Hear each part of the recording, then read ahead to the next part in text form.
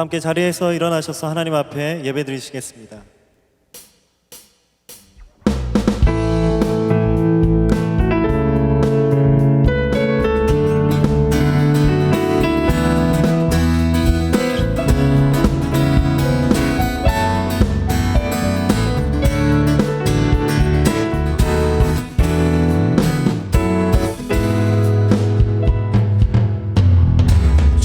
약속하신 말씀 위에서 영원토록 주를 찬송하리라. 소리 높여 주께 영광 돌리며 약속 믿고 굳게 서리라. 주님 약속하신 말씀 위에서 영원토록 주를 찬송하리라. 소리 높여 주께 영광 돌리며 약속 믿고 굳게 서리라. 굳게 서리 영원하신 말씀 위에 굳게 서리. 굳게 서리 그 말씀 위에 굳게 서리라. 주님 약속하신 말씀 위에서 세상 염려 내게 엄습할 때에 용감하게 힘써 싸워 이기며 약속 믿고 굳게 서리라. 주님 약속하신 말씀이 영원하신 주의 사랑이 믿고 성령으로 힘써 싸워 이기며 약속 믿고 굳게 서리라. 굳게 서리 영원하신 말씀 위에 굳게 서리.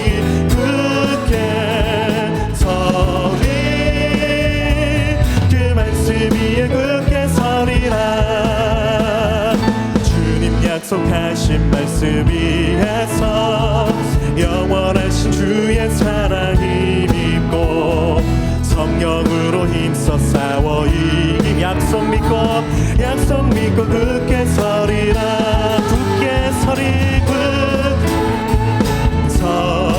영원하신 말씀이 굳게 서리.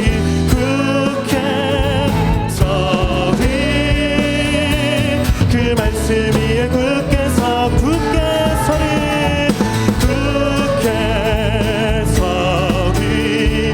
영원하신 말씀 위에 굳게 서리.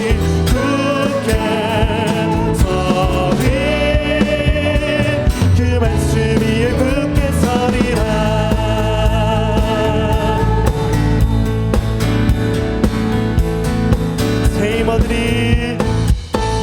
새 힘어들이 주를 바랄 때 우리 주를 바랄 때 새 힘어들이 주를 바랄 때 우리 주님 통치하시네. 소망 구원 주시는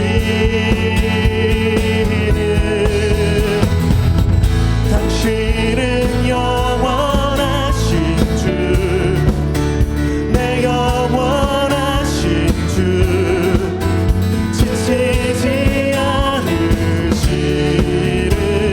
주님. 약한 자와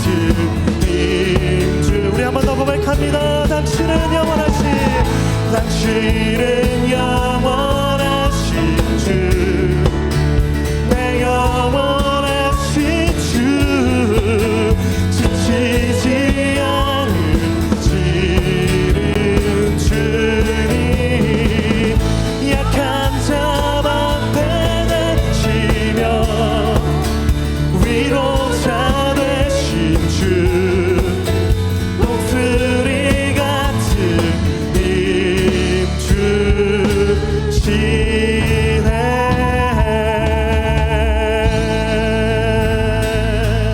힘주시네 자리에 앉으셔서 계속 찬양 드리시겠습니다.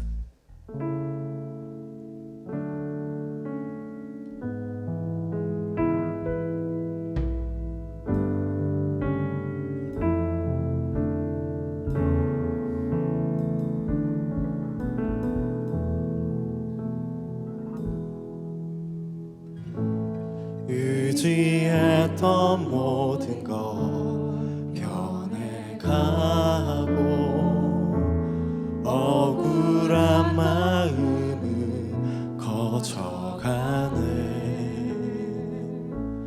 부끄럼 없이 살고 싶은 마음 주님 아시네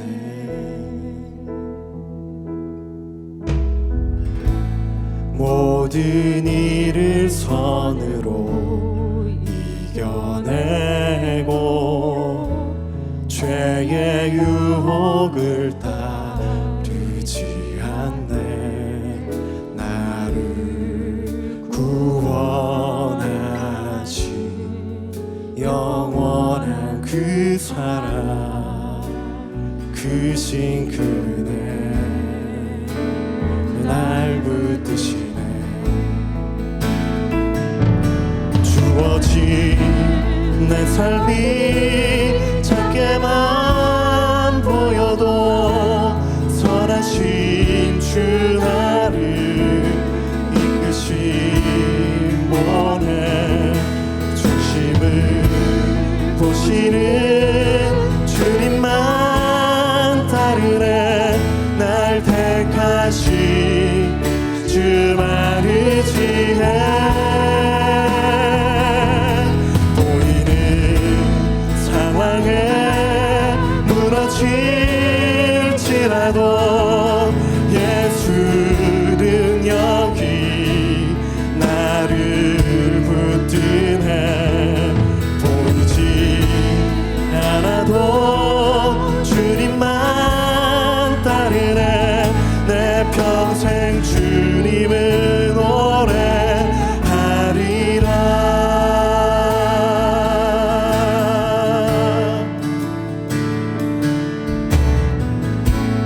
모든 일을 선으로 이겨내고 죄의 유혹을 따르지 않는 나를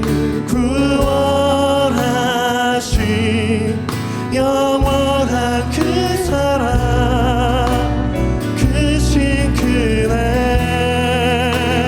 날 붙드시네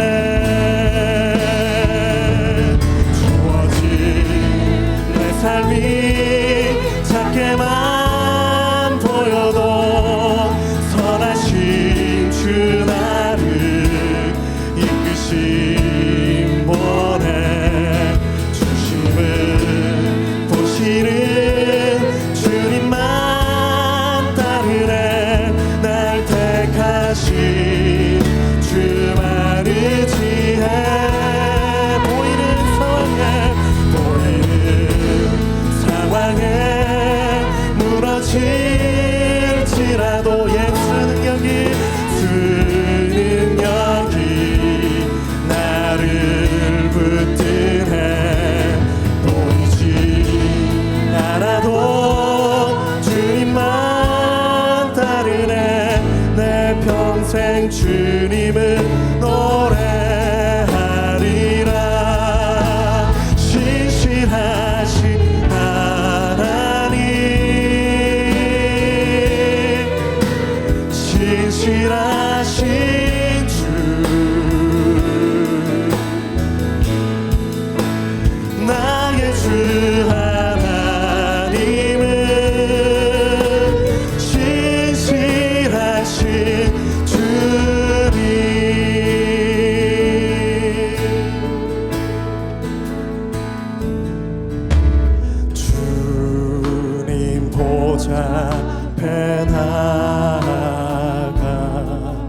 참된 안식과 기쁨 나누리겠네. 경배하며 주의 얼굴 구할 때 진실하신 주님 참 진실하신 하나님, 진실하신 하나님, 진실하신 주, 나의 주 하나님은 진실하신 주, 진실하신 하나님, 진실하신 하나님, 진실하신 주, 나의 주 하나님은, 나의 주 하나님은 진실하신 주님, 진실하신 하나님,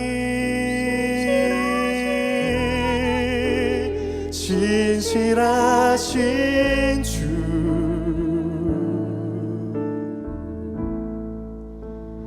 나의 주 하나님은 진실하신 주님.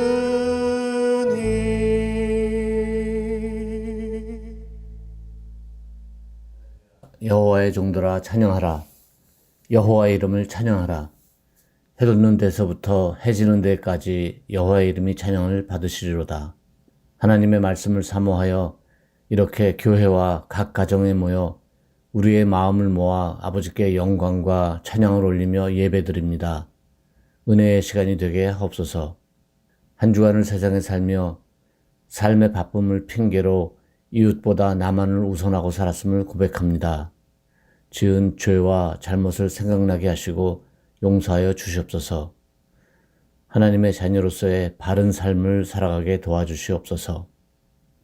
사순절을 보내며 죄인된 나를 위해 십자가에 못 박혀 죽으신 예수님의 순환을 생각하며 우리 각자의 신앙을 검토하고 돌아보는 시간이 되게 하옵소서. 부활의 소망을 갖고 서로 사랑함으로 예수님의 제자된 삶을 살게 하옵소서. 1년을 넘도록 계속된 우울한 삶 속에서 우리에게 위로와 피난처가 되어주신 하나님 감사드립니다. 이제 코로나 바이러스가 물러가고 이 예배당을 가득 채운 성도들이 함께 한 목소리로 하나님께 찬양하며 예배하는 날이 속히 오게 하옵소서. 지친 몸과 마음과 신앙을 추스리고 다시 일어서게 하옵소서. 팬데믹 상황의 극심한 위험 속에 지금도 일선에서 일하시는 선교사님들의 건강과 안전을 지켜주시고 그들의 수고가 많은 열매를 맺게 하옵소서. 또한 비전 출입이 속히 재개되어 우리 교우들이 다시 선교지를 방문하며 직접 참여함으로 선교의 큰 꿈을 온 교우가 함께 나누게 하여 주옵소서. 세상 모든 열방에 하나님 말씀을 전하는 일에 함께 힘쓰는 교회가 되게 하옵소서. 팬데믹으로 인해 고통받는 교우들을 위하여 기도합니다. 하나님 아버지, 여러 어려움에 처한 성도들의 기도를 들어주시어 은혜를 베풀어 주시고 넘치는 사랑과 축복을 내려 주시옵소서. 서로를 사랑하며 격려하고 위로하는 찬양 공동체가 되게 하옵소서. 어린이 청소년교회와 푸른비, 영어 예배를 축복하여 주시어 굳건한 믿음 위에 서는 우리 자녀들이 되게 하옵소서. 주님 말씀으로 채워지는 귀한 예배 시간이 되게 하옵소서. 감사드립니다. 우리를 위해 죽으시고 다시 사신 예수님의 이름으로 기도합니다. 아멘.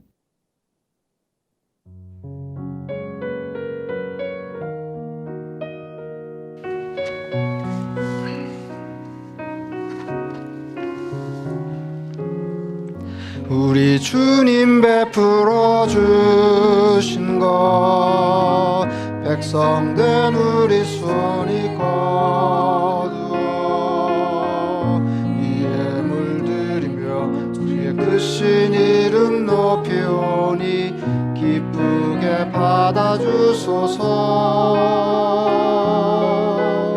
하늘 아버지께서 주신 것 자녀된 우리 손이 거두어 이에 물들이며 아버지의 이름 높이오니 기쁘게 받아주소서. 우리를 다스려 주소서. 자비하신 아버지 하나님, 지난 한 주간도 변함많은 세상에서 변함없으신 주님의 은혜로 저희들의 손의 수고를 통해 주께 얻은 것 가운데 일부를 구별의 아버지의 이름을 높이며 주님 앞에 예물로 올려드립니다. 흔쾌한 마음으로 받으시고 저희 삶에 꼭 필요한 것들을 공급하시며 저희 삶의 안전을 지켜 주옵소서. 공중나는 새를 보라, 들의 백합화를 보라. 천부께서 먹이시고 천부께서 기르신다. 너희는 먹고 마시고 입는 일에 염려 말아라 말씀하신 주님께서 저희 삶을 친히 돌보심으로 저희들이 세상 사는 중에 먹는 것과 마시는 것, 사는 일에 큰 염려가 없게 하여 주옵소서. 또한 주간도 주님의 은총에 의지합니다. 주님께서 저희 삶을 친히 주장하시고 저희 삶을 영화롭게 하시고 저희 삶을 통해 영광 받으시옵소서. 예수님 이름으로 기도드리옵나이다. 아멘. 하나님의 말씀 마태복음 18장 21절에서 35절 말씀까지 제가 읽어드리겠습니다. 그때 베드로가 나와 이르되 주여 형제가 내게 죄를 범하면 몇 번이나 용서하여 주리이까? 7번까지 하오리이까? 예수께서 이르시되 네게 이르노니 7번뿐 아니라 7번을 70번까지라도 할지니라.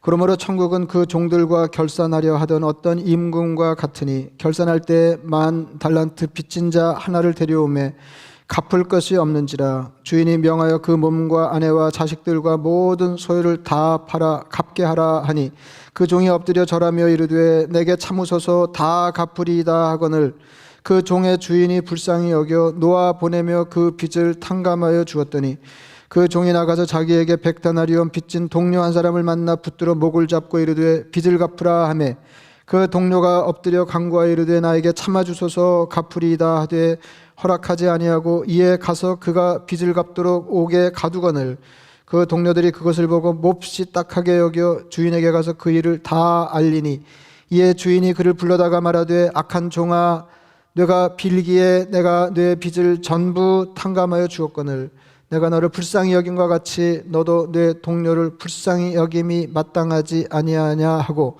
주인이 노하여 그 빚을 다 갚도록 그를 옥졸들에게 넘기니라. 너희가 각각 마음으로부터 형제를 용서하지 아니하면 나의 하늘 아버지께서도 너희에게 이와 같이 하시리라. 아멘.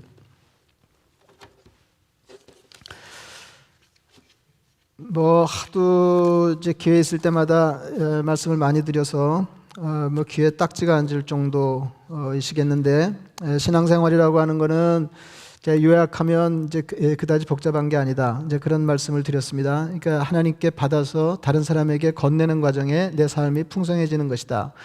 이제 그런 말씀을. 그러니까 요약하면 하나님께 은혜 받고 그러니까 받을 것은 하나님께로 받고 다른 사람을 향해서 그 받은 것을 나누고 베푸는 삶을 사는 것이 신앙생활이다. 그래서 이제 기독교를 은혜의 종교라고 할 때 이제 반쪽만 이해하면 안 된다. 이제 그런 말씀을 드렸습니다. 그러니까 하나님께 필요한 것을 받아 누리는 것을 은혜라고 생각하고 이제 그런 좁은 의미에서 기독교를 은혜의 종교 이렇게 생각하면 안 되고 이제 그게 이제 틀린 건 아니지만 반만 맞은 거다 그거죠.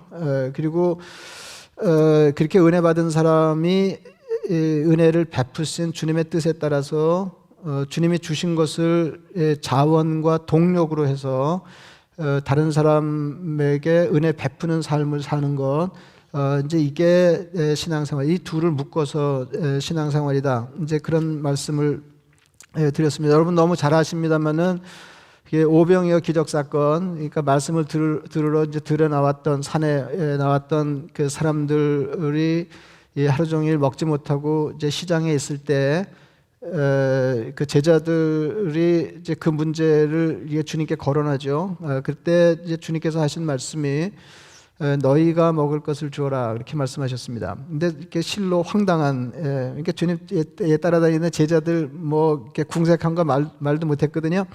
근데 그때 모인 사람들이 장정만 헤아려서 5천 명, 뭐 그러니까 이렇게 수많은 군중들을 이렇게 제자들이 먹인다는 건 상상할 수가 없었는데 주님께서 말씀하시기를 너희가 먹을 것을 주어라. 그런데 이제 뭐 이 얘기 전개를 여러분들이 너무 잘 하시는데 결국 어떻게 되죠?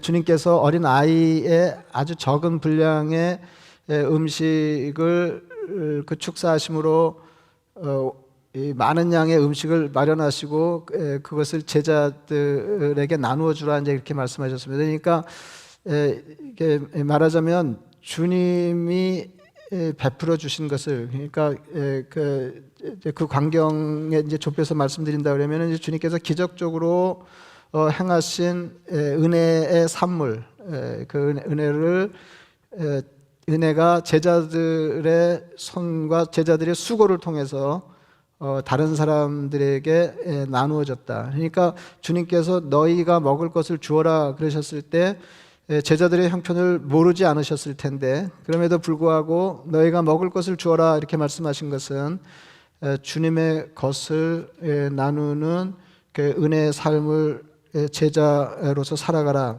하시는 말씀이었을 것입니다. 그러니까 그 제자의 삶은 주님께 받아서 다른 사람에게 건네는 게 두 가지가 다 성공적이어야 되거든요. 그러니까 받지 않고 줄 수가 없어요. 이게 신앙생활하면서 제일 곤란한 게 뭐냐 하면 받은 게 없는데 자꾸 내놓으라고 그러는 거거든요. 이게 교회에서 이 일 좀 하세요 그럴 때 왜 이렇게 마음에 저항감이 생기냐 그러면 아니 이 사람들이 나를 위해서 도무지 해주는 게 없는데 뭘 어떻게 하려는 거야. 뭐 헌금 좀 하세요 그럴 때 왜 이렇게 마음에 그 부대끼는 사람이 있는 거죠.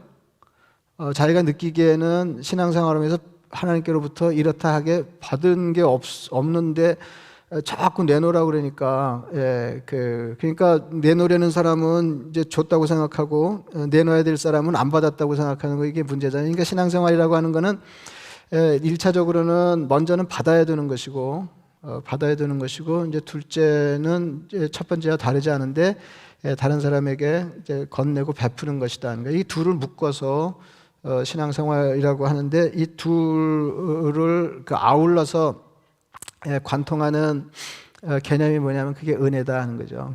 그래서 이 신앙 성도의 삶은 은혜 받은 자가 은혜 받은 자로 은혜 베푸는 삶을 사는 것이다. 이제 그런 말씀입니다. 근데 오늘 본문은 이 일에 실패한 사람 얘기예요. 이 일에 실패했다. 근데 얼핏 보면은 이제 반은 대단히 성공적이었는데 그 나머지 반이 그 성공적이지 못했다. 이제 그런 말씀입니다. 오늘 그 본문에 나오는 한 종은 임금에게 그 1만 달란트 빚을 졌습니다. 이게 갚을 수가 없었어요. 이렇게 10,000달란트 이게 그러니까 이게 이렇게 뻥인 줄 아시죠? 이렇게 한껏 부풀린 거예요. 그러니까 이 사태를 그 명확하게 하기 위해서 이제 그러니까 이걸 대비시키기 위해서 한껏 부풀린 건데 이제 10,000달란트가 얼마나 어마어마한 액수의 부채냐면은 여러분 그 마태복음 25장에 나오는 달란트 비유를 아시잖아요. 그 달란트 비유에 보면 어떤 주인이 타국에 가면서 자기 재산을 3명의 신실한 종에게 나누어 맡깁니다. 근데 그게 5달란트, 2달란트, 1달란트거든요. 그러니까 다 합해서 재산이 8달란트예요. 근데 여기 빚진 거는 10,000달란트입니다. 어마어마한 양이거든요. 그러니까 도무지 갚을 수 없는. 그래서 이게 다 뭐 내 몸도 팔고 아내도 팔고 자식들 내가 가진 거 소유를 전부 팔아서 빚을 갚으라. 그러니까 갚을 수가 없는 거죠. 그것은 갚을 수가 없었고, 갚을 것이 없었고, 그 다음에 갚으라 그럴 때 그 요구에 응할 수가 없었습니다. 뭐 그렇잖아요. 이게 갚을 것도 없고 그렇다고 자기 몸 팔고 아내 팔고 자식 팔고 뭐 이제 재산을 처분할 수 있는 일도 아니고, 그럴 때 이제 불쌍히 여기소서 참으소서 내가 다 갚겠습니다. 그런데 사실은 이게 다 갚을 수 있는 게 아니거든요. 그죠? 다 갚을 수 있는 게 아니에요. 다 갚을 수 있는 게 가능한 일이 아니에요. 그러니까 갚겠다는 의지는 있었지만 가능하지 않은 일이었습니다. 그래서 주인이 그냥 탕감해 줬어요.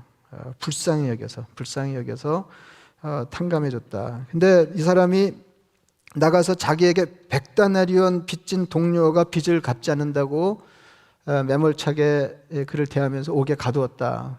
그래서 그 이야기를 전해 들은 주인이 이제 경로하는 이제 그런 이야기입니다. 근데 이제 100다나리온, 데나리온은 당시 장정이 하루 일해서 평균적으로 받는 일삭이었거든요. 그러니까 한 데나리오니까 100다나리오니까 뭐 한 서너 달 월급 정도 되는 그런 액수였습니다. 그 소식을 들은 주인이 그를 불러서 말했습니다. 악한 종아, 악한 종아, 내가 빌기에 내가 네 빚을 전부 탕감하여 주었거늘. 그러니까 있는 대로 내놓고 나머지는 없이 해주게, 이게 아니고 전부 탕감하여 주었거늘 내가 너를 불쌍히 여긴과 같이 너도 네 동료를 불쌍히 여김이 마땅하지 아니하냐. 그러니까 이 사람이 마땅치 않은 일을 행한 거예요. 마땅치 않은 일을 행한 겁니다. 마땅치 않은 일을. 근데 이 사람이 뭐에 실패했나요? 왜 주인은 왜 이렇게 경로했을까요? 왜 경로했을까요? 뭐에 실패했을까요?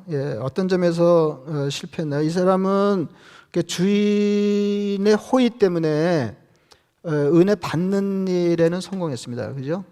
은혜 받는. 그래서 인생의 가장 큰 문제가 해결됐어요. 어쩌지 못하는 문제가 해결이 되었습니다. 우리가 받은 이제 구원의 크기하고 같은 거죠. 그러니까 우리가 애쓴다고 되는 것도 아니고, 근데 전부 탕감해 주셨어요. 전부. 그런데 동료가 100다나리온 내게 빚진 것을 갚지 않는 걸 내가 참을 수 없었다 하는 것입니다. 그러니까 왜 이런 일이 생겼을까요? 이거를 이제 주인은 악하다 이렇게 얘기했거든요. 이걸 악하다 얘기했는데, 그러니까 이렇게 첫째는 그 은혜를 깨닫지 못했습니다. 자기가 무엇을 받았는지를 잊어버렸어요. 그리고 그보다 더 중요한 것은 자기가 은혜 받는 일, 탕감 받은 것하고 자기가 누군가를 탕감해 주는 일이 연결된 일이라는 생각을 못했다는 거죠. 그러니까 이렇게 신앙이 하나님께 은혜 받는 것 따로, 그 다음에 내가 다른 사람을 향해서 사는 삶 따로, 이렇게 되면 악한 사람이 되는 거다. 그러니까 이게 주인의 경로거리가 된 거 아니에요? 주인이 대노했어요. 여러분, 이 사람이 그 10,000달란트 어마어마한 빚을 탕감받았는데 주인에 대한 태도가 부실해서 지금 주인이 화가 난 게 아닙니다. 그죠? 이 자식이 은혜를 모르는 놈이, 이게 아니잖아요. 그죠? 내게 대해서 은혜를 모르는, 이게 아니라고요. 전혀 고마움을 모르지 않는가? 이게 아니라니까요. 이 사람은 그 주인에 대해서는, 자기의 그 어마어마한 빚을 탕감해준 주인에 대해서는 너무너무 고마워했을 거예요. 근데 어디서 실패했냐면, 고마운 건 그분하고 사이에 고마운 거고, 내가 다른 사람에 대해서는 그와 무관한 삶을 살아가는 것입니다. 이게 그 주인을 경로하게 했다. 그리고 주인이 너 악하다, 넌 악한 종이다 아니다라고 판단하게 했다 하는 것입니다. 원래 이 이야기는 이제 베드로의 질문으로부터 시작해요. 형제가 내게 죄를 범하면 몇 번 용서할까요? 7번이면 될까요? 그랬어요. 그러니까 이제 베드로 수준으로 보면 이거 한 건 얘기한 겁니다. 우리 수준도 마찬가지죠. 이렇게 3, 4번이면 됐지. 예. 3번이나 예. 7번까지 할까요? 그랬어요. 그랬더니 주님 뭐라고 그러셨냐면은 7번씩 70번이라도 해라 그랬어요. 그러니까 놀라 자빠지는 거죠. 예. 어떻게 이런 일이 가능해요? 그러면서 주님이 설명하시기 위해서 이해를 돕기 위해서 탕감받고도 동네의 작은 돈을 탕감해주지 않은, 그러니까 용서하지 못하는 종을 예로 드신 것입니다. 그래서 죄를 용서하는 거하고요, 빚을 탕감해 주는 거는 같은 개념이에요. 그래서 아예 원어는 같은 단어예요. 죄라는 거하고 빚하고 넘나들면서 쓰입니다. 그러니까 여기서도 교훈을 하나 얻을 수 있는데,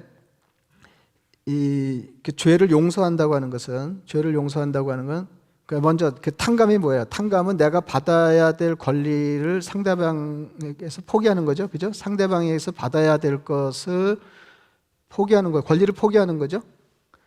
근데 이제 죄 용서에도 그런 측면이 있어요, 그죠? 예, 내가 마땅히 넌 나쁜 놈이고 어떻게 내가 이렇게 할 수 있지만 내가 그렇게 하지 않는 거죠. 예. 이제 권리를 포기하는 것입니다. 받아야 될 빚을 받지 않는 것하고 같은 거죠. 근데 이게 여러분 기가 차잖아요. 이게 우리가 아예 안 지킬 생각을 하고 안 지킬 생각을 하고 읽은 건 아니지만은 이게 읽고도 그렇게 심각하게 이걸 어떻게 이거 뭐 죽으려는 거지, 이게 살려는 거야. 예? 우리가 주님의 베드로를 의시한 제자들을 향한 가르침을 우리가 진지하게 받는다 그러면 이게 가당치 않은 교훈이잖아요. 예, 7번도 내가 지금 한껏 내 수준으로 내가 그래도 주님 추종하는 제자이기 때문에 7번 이렇게 말하고 그렇게 할 생각이 없지 않은데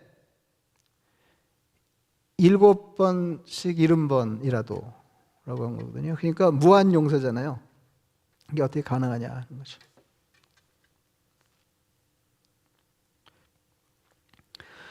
여러분, 우리의 삶이 이와 같다는 거예요. 10,000달란트를 탕감받았으면서도 100데나리온을 참지 못하는, 그래서 가혹하게 행하는, 우리가 그런 사람들이라는 거 아니에요?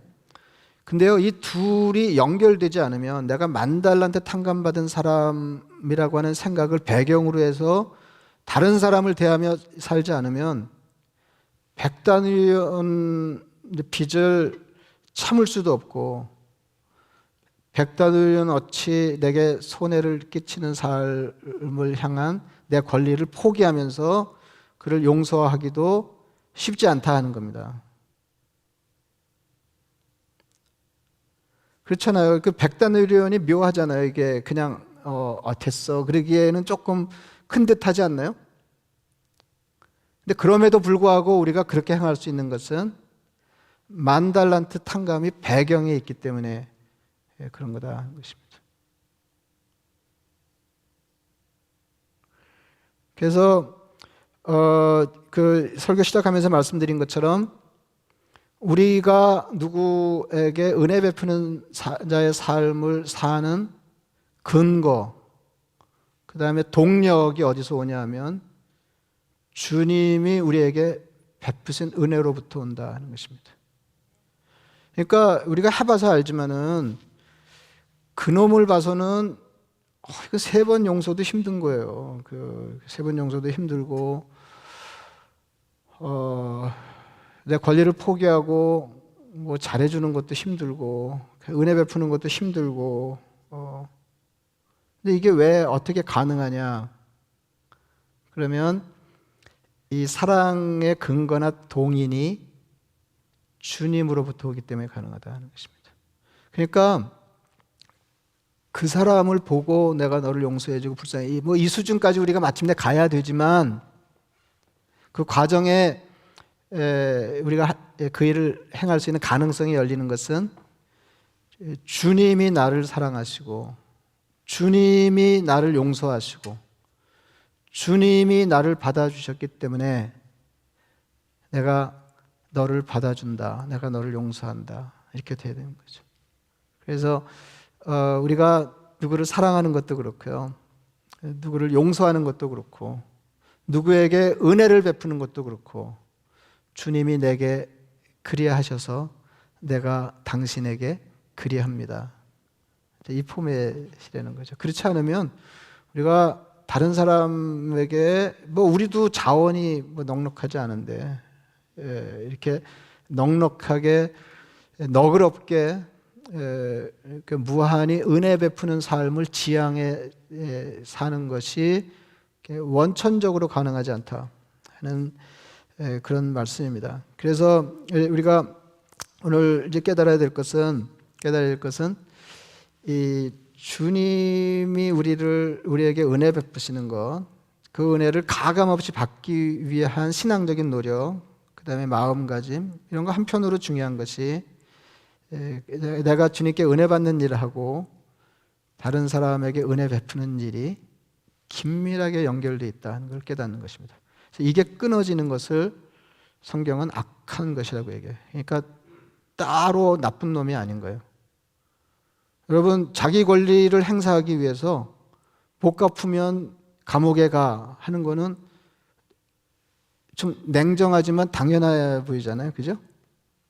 근데 우리는 은혜 받은 사람이기 때문에 이것을 악하다 그렇게 말하는 거예요. 그러니까 지금 이 백다나리온 이 사람의 이 행동이 악행이 되고 문제거리가 된 것은 주인이 그에게 큰 은혜를 베풀었기 때문입니다. 그래서 우리의 이렇게 삶의 기준은 어디 있냐면 주님께 은혜 받은 데 있어요. 주님께 은혜 받았기 때문에 내가 이렇게 살아야 되고 뭐 이렇게 할 때 그게 조금 귀에 들어오는 거죠. 7번씩 70번이 주님이 우리를 그렇게 하셨으니까. 이제 그런 겁니다. 그래서 이게 제일 중요한 건 뭐냐면 은혜 받는 것만큼 중요한 게 뭐냐면 은혜를 깨닫는 것입니다. 그래서 누가 그랬잖아요. 어느 목사님이 감사라고 하는 게 다른 게 아니고 받은 걸 받았다고 말하는 거다. 내가 주께 은혜를 받았습니다. 주께 큰 은혜를 입었습니다. 이렇게 하는 거죠. 뭐 일부도 건드릴 수 없는 큰 은혜를 받았습니다. 탕감받은 자의 삶이에요. 탕감받은 자의 삶. 그래서 부채감이 없는 거예요. 하나님에 대해서. 은혜를 깨닫는 게 중요해요. 은혜를 깨닫는 게 중요하다. 그 다음에는 은혜 받은 자의 삶을 사는 게 중요해요. 이 둘 사이의 연결이 끊어지면 안 된다는 것입니다. 그래서 신앙이 좋다고 하는 건 이 둘 사이의 연결이 견고한 거예요.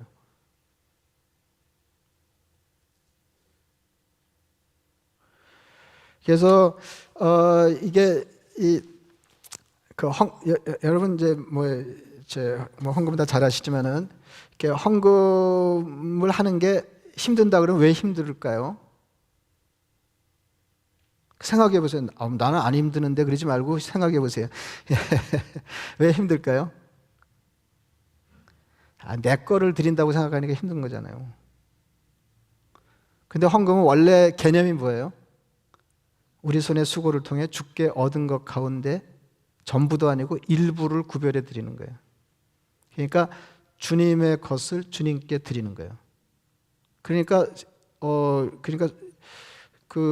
이 부인이 예수 믿고 남편이 예수를 안 믿으면은 아니 적어도 10%를 교회에다 갖다 바치는 게 이해가 안 되는 거죠. 그게.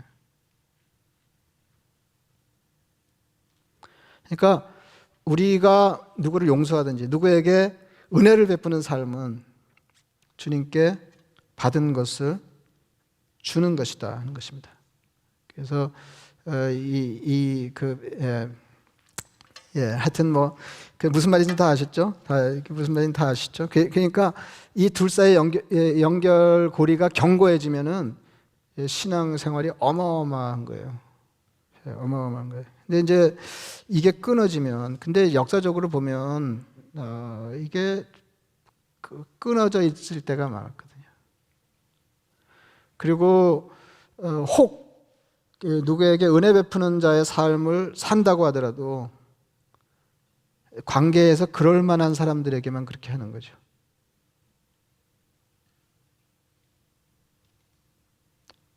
그래서 제가 그런 말씀 드렸잖아요. 이게 우리가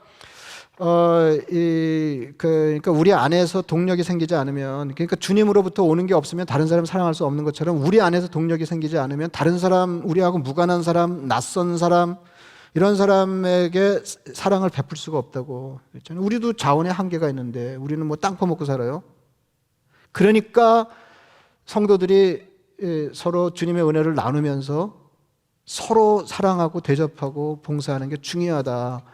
제가 그런 말씀을 드린 거 아닙니다. 근데 이게 끊어지거든요. 여러분, 지난번에 플로이드 사건, 조지 플로이드 사건 때도 이렇게 다시 흑인들이 역사적으로 어떻게 대우를 받으면서 살았는지를 다시 이제 볼 기회가 됐는데 사람으로 안 여겼거든요. 아예 그냥 아프리카에서 노예로 잡아올 때부터 그건 사진 보면은요 슬퍼요 진짜. 그냥 이렇게 뭐죠 이 생선 상자 쌓아서 이렇게 운송하는 것처럼 이렇게 해서 데려왔다니까요. 그냥 켜켜이.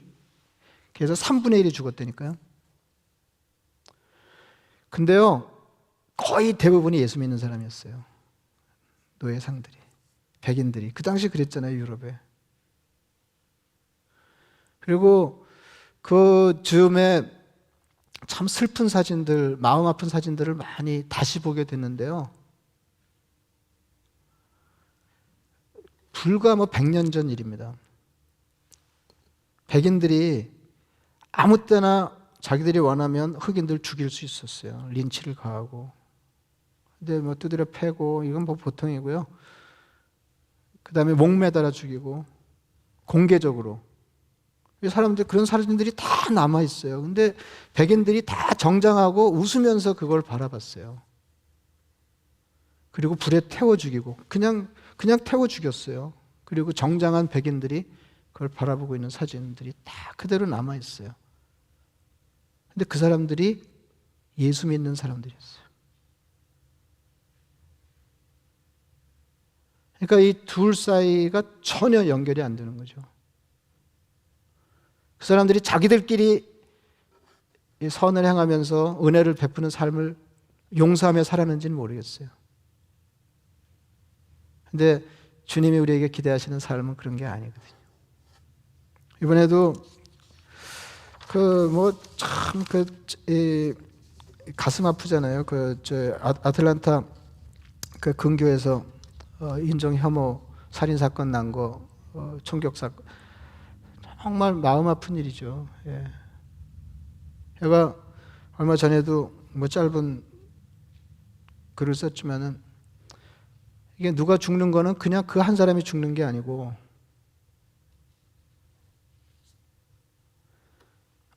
누군가의 어머니가 죽고 누군가의 아내가 죽고 누군가의 딸이 죽는 거잖아요. 근데 정말 이 가슴이 아팠던 게 그 범인의 그 아버지가 침례교 목사님 아니에요? 근데 뭐 아버지가 목사라도 아들이 그럴 수 있죠. 가슴 아프지만. 그런데 이 범인이 인스타그램에 이렇게 적었어요. 그리고 이제 고교 동창들 증언이 나오고 그러는데, 그러니까 종교에 빠진 자다 이렇게. 이게 무슨 말이냐면 교회 신앙에 열심 있는 것으로 친구들에게 비쳤다 그 말이에요. 그리고 자기 인스타그램에 이렇게 적었어요. 피자, 총, 드럼. 근데 피자가 제일 앞에 나오는 것도 좀 그 뜻밖이지만은 그 총, 드럼, 음악, 가족, 그리고 하나님으로 내 인생 대부분이 요약된다 그랬어요. 내 인생을 요약하는 단어들이 뭐냐면 피자, 총, 음악, 드럼, 가족, 하나님이에요.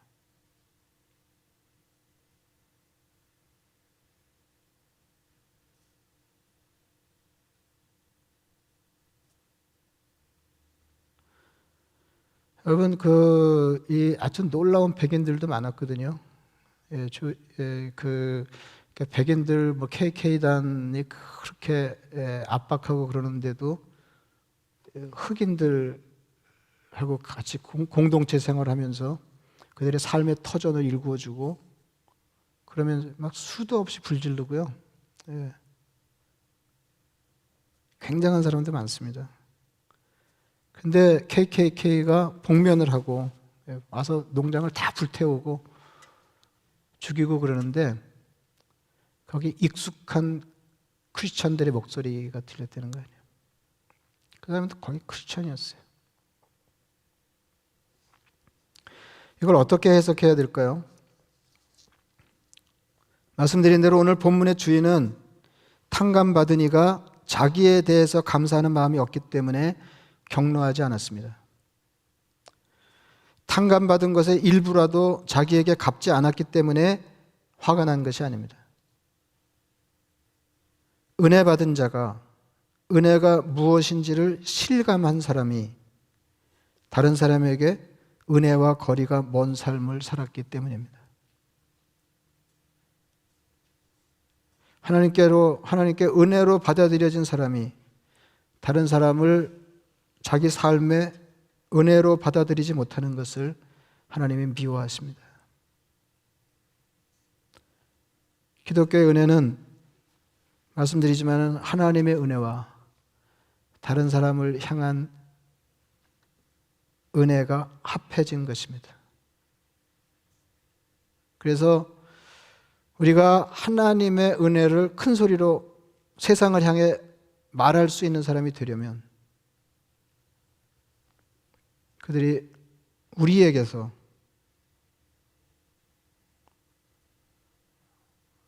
은혜를 느낄 수 있어야 된다.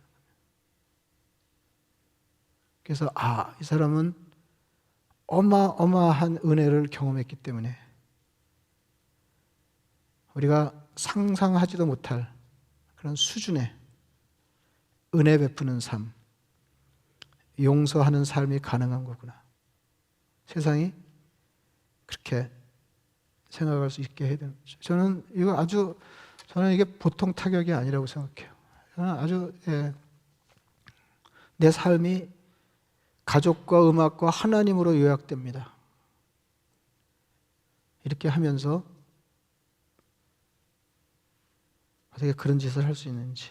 그러니까 이게 아예 연결이 없는 거죠. 하나님께 은혜 받는 삶하고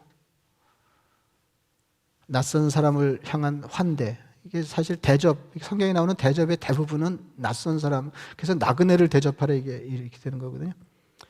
낯선 사람을 내 삶에 받아들이는 거, 이런 게 아예 연결이 없는 겁니다. 그래서 오늘 제가 드리려고 하는 말씀은 신앙은 하나님으로부터의 은혜와 다른 사람을 향한 은혜를 포함하는 것이다 것입니다. 그리고 이 둘 사이의 연결고리가 시원찮을 때, 연결이 시원찮을 때 하나님이 우리를 꾸짖으시고 그것을 일러 악이라 말씀하신다.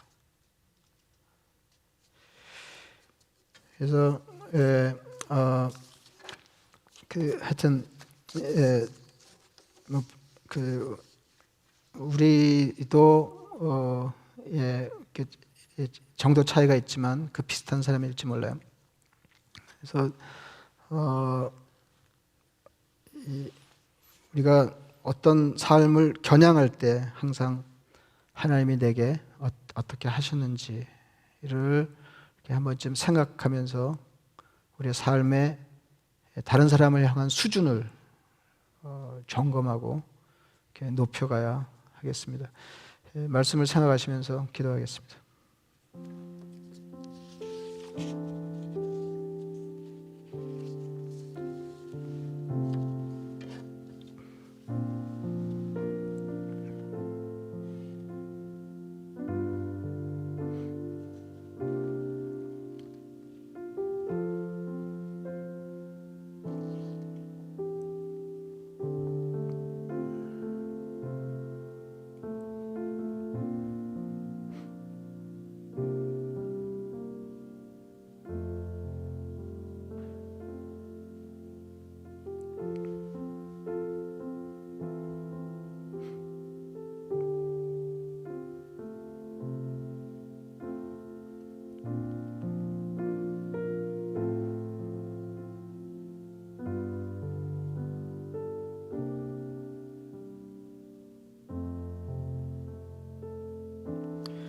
자비하신 아버지 하나님,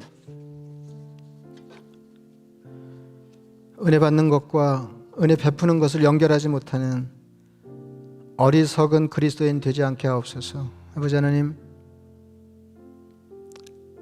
악한 그리스도인 되지 않게 하옵소서. 참으로 불의의 일격으로 목숨을 잃은 사람들의 가정을 주님이 위로하시고 다시는 이 땅에 이와 같은 인종 증오의 범죄가 일어나지 않게 하옵소서. 아버지 하나님, 이런 사회를 위해서 우리가 먼저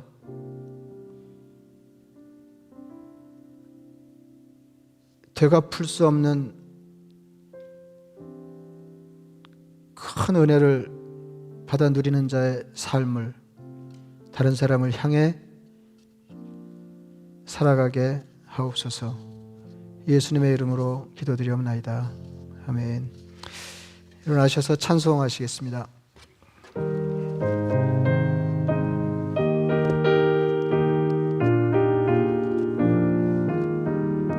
주의 피로 이룬 샘물 참 깊고 넓도다. 구원하는 그 신능력 다 찬송할지라.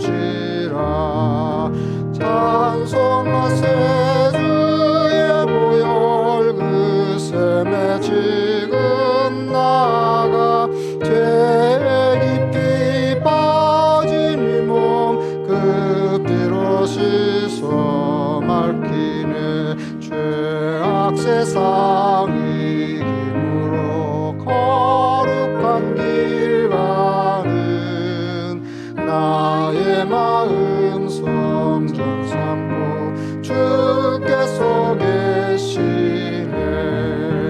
찬송하세 주의 보혈 그 샘에 지금 나가 죄에 깊이 빠진 이 몸 그 피로 씻어 맑히네. 주 예수를 깊이 아는 놀라운 은혜 하늘나라 즐거움이 매일 새롭도다.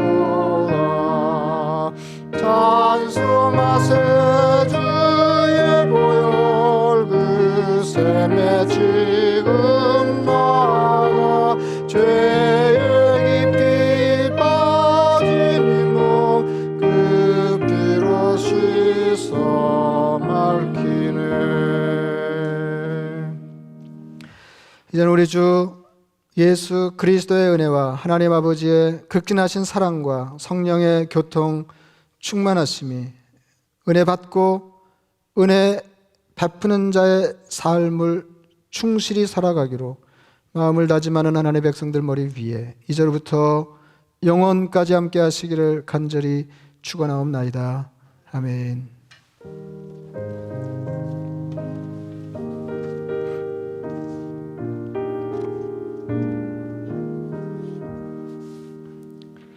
예, 반갑습니다. 이렇게 멀리서라도 이렇게 손인사 좀 하시죠. 예, 물론 예배 마친 뒤에 이제 바깥에서 거리를 두고 친교 하시겠습니다.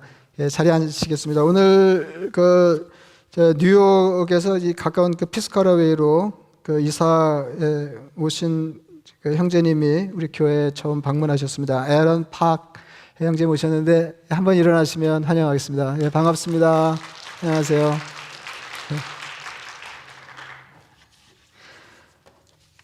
몇 가지 알려드리겠습니다. 세월은 흐르고 흘러서 뭐 올 게 다 오네요. 이제 지금 우리가 사순절 이렇게 막바지 보내고 있는데 4월 4일이 부활절입니다. 올해는 4월 4일이 부활절이고 4월 2일이 성금요일인데 성금요일 예배 이제 늘 하던 것처럼 금요일 오후 8시에 4월 2일입니다. 금요일 오후 8시에 이 자리에서 현장 예배로 드리고 주일 예배처럼 그 실황을 송출하겠습니다. 그래서 오늘 오신 분들도 그렇게 오신 김에 피카배 가시면 좋겠고요. 그래서 전에 한번 우리 그렇게 했던 것처럼 성금요일 예배 때 그 줌으로 예배드림까지 포함해서 성찬식 하려고 그럽니다. 그래서 지난번에 여러분 피카배 가신 것처럼 이렇게 피카배 가시는데 이렇게 사랑방에서 한 분이 이제 그 피카배에서 이렇게 나눌 수 있으면 그렇게 하셔도 되고, 어쨌든 여러분들이 시간 되시는 대로 교회 들러서 피카배 하는데 오늘부터 월요일 제외하고 10시부터 2시 사이에 교회에서 이렇게 픽업하실 수 있겠습니다. 그렇게 하시면 좋겠습니다. 그리고 금요일 현장 예배도 그 사이트에 올려드리겠습니다만은 예약하시고 신청하셔서 이렇게 오셔서 그 예배 하시면 되겠습니다. 그리고 이번 주 금요일 8시에는 사랑방을 대체하는 특강을 갖겠습니다. 그래서 종말론 특강인데 여러분 고지해 드릴 테니까 그 정보대로 이렇게 들어오셔서 같이 이렇게 하시면 되겠습니다. 그러니까 다 합해서 뭐 1시간을 넘지 않을 것입니다. 그래서 여러분 가능한 대로 많이 이렇게 참여하셔서 그 마지막 분위기가 감도는 때에 건전한 종말론에 대해서 이렇게 정리하시는 기회가 되시면 좋겠습니다. 우경숙 자매님 그 아버님 한국에서 소천하셨습니다. 자매님은 이제 그 전에 가서 이제 아버님 충분히 뵙고 그리고 돌아오셨는데 돌아가셨어요. 여러분 위해서 이렇게 기도해 주시고 위로해 주시기를 바랍니다. 그래서 이제 밖에 나가서 오늘 조금 기온이 낮은가요? 뭐 괜찮으실 거예요. 잠깐은 거리를 두고 친교하시고 돌아가시겠습니다. 반갑습니다.